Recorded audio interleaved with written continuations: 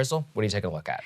Well, guys, there was huge news this week for Adnan Syed, the now 41-year-old man who was convicted of murdering his former girlfriend when he was just 17. Adnan's case and his life would have been just one more loss to a messy and often unjust criminal justice system were it not for Sarah Koenig's smash podcast hit, Serial. Over the course of 12 episodes, Koenig pulls apart the details of the case against Adnan, finding a ton of holes and inconsistencies and failures in the process. But in the end, Koenig is no closer to unraveling the mystery of who murdered Hae Min Lee than when she started. She did, however, successfully launch a true crime podcast frenzy, which continues to this day.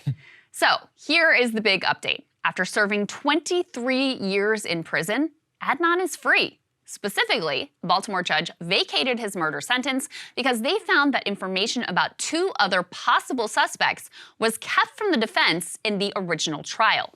One or both of those suspects had a criminal record that involved violence against women. One of them had a family connection to the area where Hae's car was ultimately found. And one had allegedly threatened Hae and had a motive to kill her. Now, we don't know who these alternative suspects are, but there is some speculation one could be Ronald Lee Moore. Moore is brought up in the final episode of Serial as a potential alternative suspect.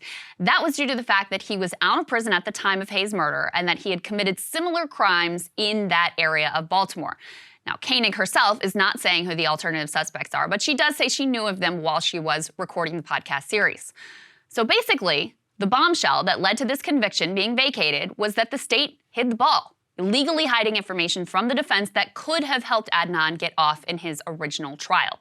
It's important to underscore, none of this means that he is actually innocent or was found to be innocent. In fact, prosecutors have 30 days to decide whether to try this case again, although it appears unlikely at this moment that they will actually do so.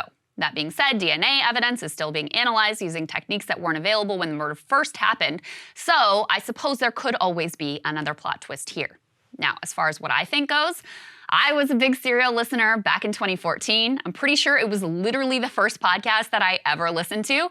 And while I was listening, I was always looking for ways to give Adnan the benefit of the doubt. I know it sounds simplistic, but he just didn't feel like a killer. And I suppose it says something about my own views of human nature, being the overly trusting, often to the point of naivete person that I am.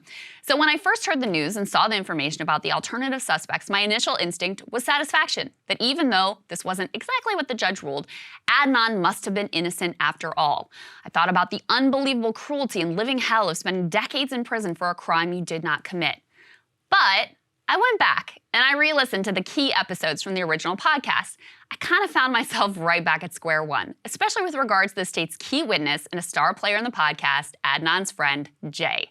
Now, as a little bit of a refresher here, Jay is with Adnan for key stretches of the day when Hae is murdered. It's Jay who ultimately fingers Adnan as the killer, saying that Adnan told him he was going to do it, that Adnan showed Jay Hae's dead body in the trunk of Hae's own car, and that Jay then even helped Adnan dispose of the body.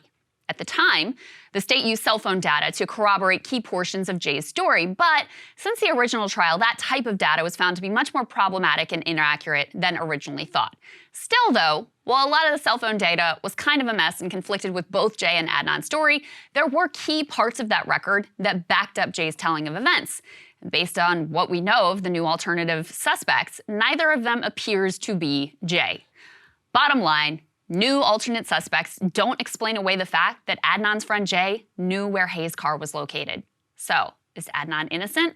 It is still really not clear at all. What is clear is he never should have been convicted. There was more than enough evidence at the time of his trial to create reasonable doubt, that of course is the standard, and it is a true disgrace that he was sent to prison based on a story that to this day has a million holes and a million inconsistencies, solely based on the testimony of Jay, someone who admitted to being a liar. As Koenig herself put it, quote, "Yesterday there was a lot of talk about fairness, but most of what the state put in that motion to vacate, all the actual evidence was either known or knowable to cops and prosecutors back in 1999. So even on a day when the government publicly recognizes its own mistakes, it's hard to feel cheered about a triumph of fairness because we've built a system that takes more than 20 years to self-correct, and that's just this one case. What's more, let's be honest, if Adnan hadn't been made into a celebrity, he would almost certainly still be in prison today.